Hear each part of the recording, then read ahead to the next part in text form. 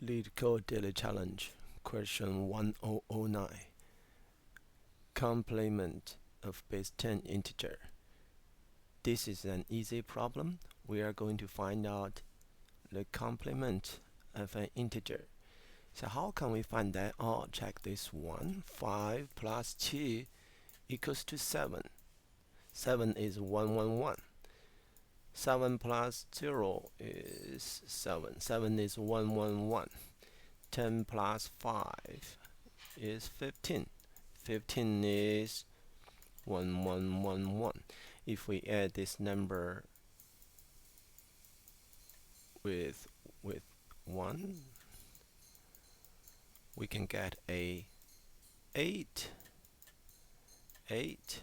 and 16, which means if a number n plus the complement of this number c and plus 1, it equals power of 2.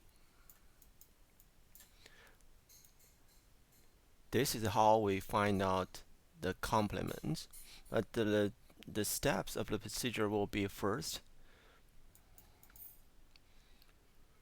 we can find out the most significant digit in this number. Say if somewhere here there's 1, which is the most significant digit. And second, we move this number 1 bit to the left, or we times it by 2.